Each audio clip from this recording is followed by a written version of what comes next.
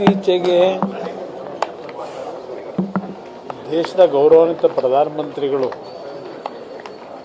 West ಏಷ್ಯಾದಲ್ಲಿ ನಡೆದಂಥ ಕಾನ್ಫ್ಲಿಕ್ಟ್ಗಳೇನಿದೆ ಆ ಹಿನ್ನೆಲೆಯಲ್ಲಿ ದೇಶದ ಒಂದು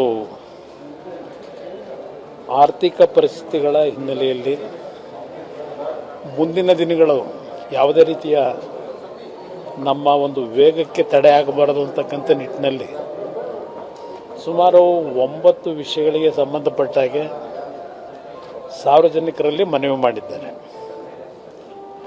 ಅವರ ಮನವಿ ದೇಶದ ಹಿತದೃಷ್ಟಿಯಿಂದ ಇವತ್ತು ಮುಂದೆ ಆಗ್ತಕ್ಕಂಥ ಅನಾಹುತಗಳಿಗೆ ನಾವು ಪ್ರಿಕಾಷನರಿ ಮೆಷರ್ಗಳನ್ನು ತೆಗೆದುಕೋಬೇಕಾದಂಥ ಹಿನ್ನೆಲೆಯಲ್ಲಿ ಅವರು ಸಲಹೆ ಕೊಟ್ಟಿರ್ತಕ್ಕಂಥದ್ದನ್ನು ವಿರೋಧ ಪಕ್ಷಗಳು, ವಿಶೇಷವಾಗಿ ಕಾಂಗ್ರೆಸ್ ನಾಯಕರು ಹಲವಾರು ರೀತಿಯ ಟೀಕೆಗಳನ್ನೇನು ಮಾಡ್ತಾ ಇದ್ದಾರೆ. ಈಗ ನಾನು ಅವ್ರನ್ನ ಪ್ರಶ್ನೆ ಮಾಡಲಿಕ್ಕೆ ಬಯಸ್ತೀನಿ. ಈಗ ಅವರೇ ಈ ಪೊಸಿಷನ್ಲಿದ್ದರೆ ಏನು ಮಾಡ್ತಾಯಿದ್ರು, ಯಾವ ರೀತಿ ಇಂಥ ಒಂದು ಸಮಸ್ಯೆ ಬಗೆಹರಿಸ್ಲಿಕ್ಕೆ ಸಾಧ್ಯ ಆಯಿತು?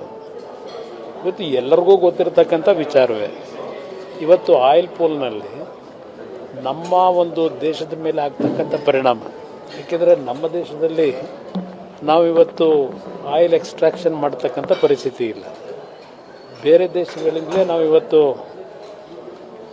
ಆಮದು ಮಾಡ್ಕೋಬೇಕಾದಂಥ ಒಂದು ಅನಿವಾರ್ಯ ಪರಿಸ್ಥಿತಿಗಳೇನಿದೆ, ಅದರ ಹಿನ್ನೆಲೆಯಲ್ಲಿ ಪ್ರಧಾನಮಂತ್ರಿಗಳು ಕೆಲವು ಸಲಹೆ ಕೊಟ್ಟಿರ್ತಕ್ಕಂಥದ್ದನ್ನು ಕಾಂಗ್ರೆಸ್ ಪಕ್ಷದ ನಾಯಕರುಗಳು ಸಣ್ಣತನದಲ್ಲಿ ಮಾತನಾಡೋದು ದೇಶದ ಹಿತದೃಷ್ಟಿಯಿಂದ ಸೂಕ್ತ ಅಲ್ಲ ಅನ್ನೋದು ನನ್ನ ಅಭಿಪ್ರಾಯ. ಹಿಂದೆ ಇಂದಿರಾ ಗಾಂಧಿ ಅವರಿದ್ದಾಗ ಯಾವ ರೀತಿಯಲ್ಲಿ ಅವರು ಕೆಲವು ಹೇಳಿಕೆಗಳನ್ನು ಕೊಟ್ಟರು ಅವತ್ತು ಯುದ್ಧದ ಸಂದರ್ಭದಲ್ಲಿ ನಮ್ಮ ಕಣ್ಣು ಮುಂದೆ ಇರ್ತಕ್ಕಂಥ, ನಾನು ರಾಜ್ಯದ ಮುಖ್ಯಮಂತ್ರಿಗಳಿಗೆ ಹೇಳಲಿಕ್ಕೆ ಬಯಸ್ತೀನಿ, ಅವರು ಪ್ರತಿಯೊಂದು ಸಂದರ್ಭದಲ್ಲೂ ಕೇಂದ್ರ ಸರ್ಕಾರದ GDP ಬಗ್ಗೆ ರಾಜ್ಯ ಸರ್ಕಾರದ ಹೋಲಿಕೆ ಮಾಡ್ಕೊಳ್ತಕ್ಕಂಥದ್ದೇನಿದೆ, ಕೇಂದ್ರ ಸರ್ಕಾರದ ಜವಾಬ್ದಾರಿ ಇಡೀ ರಾಷ್ಟ್ರದ ಎಲ್ಲ ರಾಜ್ಯಗಳ GDP ಗ್ರೋತ್ ಏನಿದೆ ಅದೆಲ್ಲವನ್ನು ಇವತ್ತು ಕ್ರೋಢೀಕರಿಸಿ ಕೇಂದ್ರ ಸರ್ಕಾರದ ಜವಾಬ್ದಾರಿಗಳೇನಿದೆ ಅದನ್ನು ನಿರ್ವಹಣೆ ಮಾಡ್ತಕ್ಕಂಥದ್ದು ಹೆಚ್ಚಿನ ಜವಾಬ್ದಾರಿ ಕೇಂದ್ರ ಸರ್ಕಾರದ ಮೇಲೆ ಇರ್ತದೆ.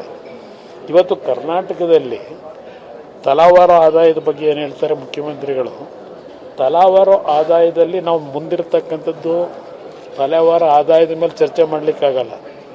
ಇವತ್ತು ಉತ್ತರ ಕರ್ನಾಟಕ ಭಾಗದಲ್ಲಿ, ವಿಶೇಷವಾಗಿ ಕಲ್ಯಾಣ ಕರ್ನಾಟಕ, ಯಾವ ಪರಿಸ್ಥಿತಿಯಲ್ಲಿ ಜನ ಇದ್ದಾರೆ. ಇವತ್ತು ದೇಶದಲ್ಲಿ ಒಂದೊಂದು ರಾಜ್ಯದಲ್ಲಿ ಒಂದೊಂದು ರೀತಿಯಲ್ಲಿ ಇವತ್ತು ಬೆಳವಣಿಗೆಗಳಿದೆ. ಹಲವಾರು ರಾಜ್ಯಗಳು ಯಾವ ಒಂದು ಆರ್ಥಿಕವಾಗಿ ಹಿಂದುಳಿದಿರ್ತಕ್ಕಂಥ ಒಂದು ಸನ್ನಿವೇಶದಲ್ಲಿ ಇವತ್ತು ಅಲ್ಲಿ ಹೆಚ್ಚಿನ ಜವಾಬ್ದಾರಿಯನ್ನು ಕೇಂದ್ರ ಸರ್ಕಾರ ನಿರ್ವಹಣೆ ಮಾಡಬೇಕಾಗಿದೆ. ರಾಜ್ಯ ಸರ್ಕಾರ ಪ್ರತಿಯೊಂದು ಸಂದರ್ಭದಲ್ಲಿ ಕೇಂದ್ರ ಸರ್ಕಾರದ ಬಗ್ಗೆ ಟೀಕೆಯನ್ನು ಮಾಡ್ತಾರೆ. ನೀವು ನಿಮ್ಮ ಜವಾಬ್ದಾರಿ ನಿರ್ವಹಣೆ ಮಾಡಬೇಕಾದ್ರೆ ಇವತ್ತು ಬೆಂಗಳೂರು ನಗರಕ್ಕೆ ನಾವು ಹೋಲಿಕೆ ಮಾಡ್ಕೊಂಡು ಕರ್ನಾಟಕದಲ್ಲಿರ್ತಕ್ಕಂಥ ಹಲವಾರು ಪ್ರದೇಶಗಳು ಹಿಂದುಳಿದಿರ್ತಕ್ಕಂಥದ್ದೇನಿದೆ ಅದನ್ನು ಮರೀತಕ್ಕಂಥದ್ದು, ಅದನ್ನು ಮರೆಮಾಚ್ತಕ್ಕಂಥದ್ದು ಎಷ್ಟು ಸರಿ ಅಂತಕ್ಕಂಥ ಮುಖ್ಯಮಂತ್ರಿಗಳು ಅರ್ಥ ಮಾಡ್ಕೋಬೇಕಾಗ್ತದೆ. ಕಾಂಗ್ರೆಸ್ ನಾಯಕರು ಆರೋಪವನ್ನು ಮಾಡ್ತಿದ್ದಾರೆ. ಮೋದಿ ಅವರು ಹೇಳಿರೋದನ್ನ ನೀವು ಫಾಲೋ ಮಾಡ್ತೀರಾ? ಬಿಜೆಪಿ ನಾಯಕರು, ಜೆಡಿಎಸ್ ನಾಯಕರು ಬಸ್ ಹತ್ತೋದು ಬಿಟ್ಟು ಒಂದು ನಿಮಿಷ, ನಾವು ಒಬ್ಬರು ಫಾಲೋ ಮಾಡೋದಲ್ಲ, ಎಲ್ಲರ ಜವಾಬ್ದಾರಿ ಇದೆ. ದೇಶದ ಹಿತದೃಷ್ಟಿ ಬಂದಾಗ ಎಲ್ಲ ಪಕ್ಷಗಳು, ಎಲ್ಲ ಸರ್ಕಾರಗಳ ಜವಾಬ್ದಾರಿ ಇದೆ. ಅಲ್ಲಿ ಒಬ್ಬರ ಜವಾಬ್ದಾರಿಯಿಂದ ಇದನ್ನೆಲ್ಲ ಸರಿಪಡಿಸ್ಲಿಕ್ಕಾಗೋದಿಲ್ಲ. ಅದರ ಹಿನ್ನೆಲೆಯಲ್ಲಿ ಹೇಳಿದ್ದಾರೆ. ಆದರೆ ಕೆಲವು ವಿಶೇಷವಾದ ಸಂದರ್ಭಗಳಲ್ಲಿ ದೇಶದ ಒಂದು ಗೌರವವನ್ನು ಕಾಪಾಡಬೇಕಾದ್ರೆ ನಾವು ಇವತ್ತು ಆ ದೇಶವನ್ನು ಆಳ್ತಕ್ಕಂಥವರು ಯಾವೊಂದು ಜವಾಬ್ದಾರಿಯಲ್ಲಿರ್ತಾರೆ ಅವರು ನಮ್ಮ ದೇಶ ಪಾಕಿಸ್ತಾನದ ರೀತಿ ಆಗ್ತಾಯಿದೆ ಅಂತಕ್ಕಂಥ ತೋರಿಸ್ಕೋಬೇಕಾ? ಇದನ್ನೆಲ್ಲ ಕಟ್ ಮಾಡಲಿಕ್ಕೆ ಹೋಗಿ. ಆದರೆ ಇವತ್ತು ಆ ಸ್ಥಾನದಲ್ಲಿ ಕೆಲಸ ಮಾಡ್ತಕ್ಕಂಥವ್ರಿಗೆ ಅವರವ್ರದ್ದೇ ಆದಂಥ ಒಂದು ಪ್ರೋಟೋಕಾಲ್ಗಳಿರುತ್ತೆ.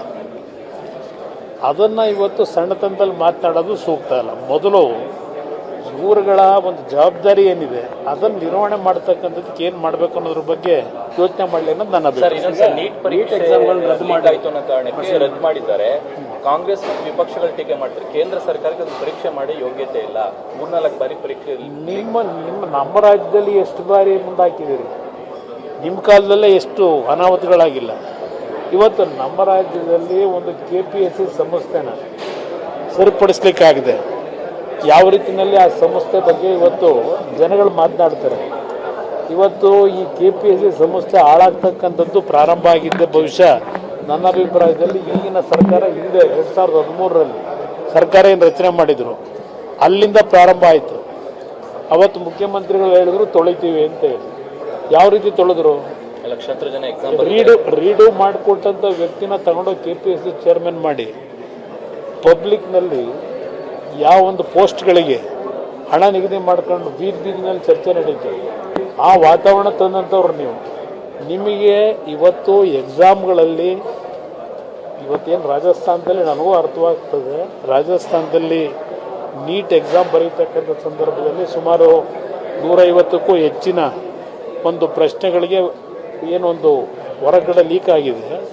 ಅದು ಇವತ್ತು ಚರ್ಚೆಗೇನು ಪ್ರಾರಂಭ ಆಗಿದೆ. ಹೌದು, ಒಂದೊಂದು ಬಾರಿ ಯಾರೋ ಮಾಡೋ ತಪ್ಪಿಗೆ ಸಂಪೂರ್ಣವಾದ ತಪ್ಪನ್ನು ಸರ್ಕಾರದ ಮೇಲೆ ವಹಿಸ್ಲಿಕ್ಕೆ ಆಗೋದಿಲ್ಲ.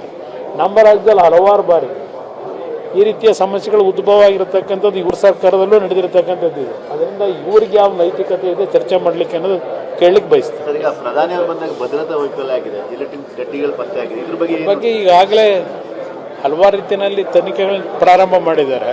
ನಿಜವಾದ ವಾಸ್ತವಾಂಶ ಏನು ಬರೋವರೆಗೂ ಕಾಯಬೇಕಷ್ಟೇ.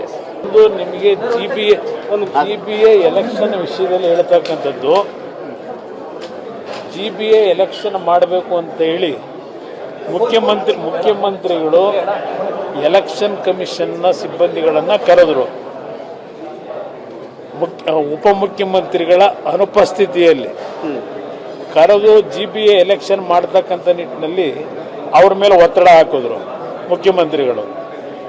ನಂತರ ಈ ಉಪಮುಖ್ಯಮಂತ್ರಿಗಳು ಬಂದು ಮತ್ತಿನ್ನೊಂದು ಸಭೆ ಕರೆದು ಯಾವುದೇ ಕಾರಣಕ್ಕೂ GBA ಎಲೆಕ್ಷನ್ ನಡೆಸ್ಲಿಕ್ಕೆ ಸಾಧ್ಯ ಇಲ್ಲ, ನೀವು ಯಾವ ಆಧಾರದ ಮೇಲೆ ನೀವು ಮಾಡ್ತಕ್ಕಂಥದ್ದು ಡೈರೆಕ್ಷನ್ ಕೊಟ್ರಿ ಅಂತ ಹೇಳಿ ಮುಖ್ಯಮಂತ್ರಿಗಳ ಮೇಲೆ ಮತ್ತೆ ಒತ್ತಡ ಹಾಕಿ ಈಗ ಸುಪ್ರೀಂ ಕೋರ್ಟ್ ಮುಂದೆ ನಮಗೆ ಜನಗಣತಿ ಅದು ಇದು ಅಂತೇಳಿ ಕಾರಣ ಕೊಟ್ಟು ಸೆಪ್ಟೆಂಬರ್ವರೆಗೂ ಚುನಾವಣೆ ನಡೀಲಿಕ್ಕೆ ಆಗೋದಿಲ್ಲ ಅಂತೇಳಿ ಮುಂದಕ್ಕೆ ಹಾಕಲಿಕ್ಕೆ ಸುಪ್ರೀಂ ಕೋರ್ಟ್ ಮುಂದೆ ಏನು ಅರ್ಜಿ ಹಾಕಿದ್ದಾರೆ.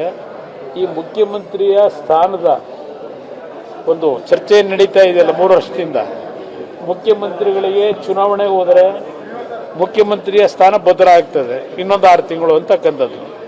ಇವರಿಗೆ ಚುನಾವಣೆ ಏನಾದರೂ ಆದರೆ ನನ್ನ ಸ್ಥಾನಕ್ಕೆ ಚ್ಯುತಿ ಆಗ್ತದೆ, ನನ್ನ ಸ್ಥಾನ ಸಿಗುತ್ತೋ ಇಲ್ವೋ ಅಂತ ಹೇಳಿ ಉಪಮುಖ್ಯಮಂತ್ರಿಗಳು ಏನು ಒಳಗಡೆ ಇಬ್ಬರಲ್ಲೂ ಗಲಾಟೆಗಳು ನಡೆದು ಅಂತಿಮವಾಗಿ ಉಪಮುಖ್ಯಮಂತ್ರಿಗಳ ಒತ್ತಡದ ಮೇರೆಗೆ ಸುಪ್ರೀಂ ಕೋರ್ಟ್ ಮುಂದೊಂದು ಅರ್ಜಿ ಹಾಕೊಂಡವರಿಗೆ ಇದು ಇರತಕ್ಕಂಥ ವಾಸ್ತವಾಂಶ. ಅದರಿಂದ ಇವರಿಗೆ ಚುನಾವಣೆ ಒಬ್ಬರಿಗೆ ನಡೆಸಬೇಕು, ಮುಖ್ಯಮಂತ್ರಿ ಚೇರ್ ಉಳಿಸ್ಕೋಬೇಕು ಅನ್ನೋದು ಒಬ್ಬರಿಗೆ, ಇನ್ನೊಬ್ಬರಿಗೆ ಚುನಾವಣೆ ಮುಂದಕ್ಕೆ ಹಾಕಬೇಕು, ಮುಖ್ಯಮಂತ್ರಿ ಚೇರ್ ಪಡಿಬೇಕು ಅಂತಕ್ಕಂಥದ್ದು ಇದರಲ್ಲಿ ನಡೀತಾ ಇದೆ. ಇವರಿಬ್ಬರಲ್ಲಿ ಸಂಘರ್ಷ.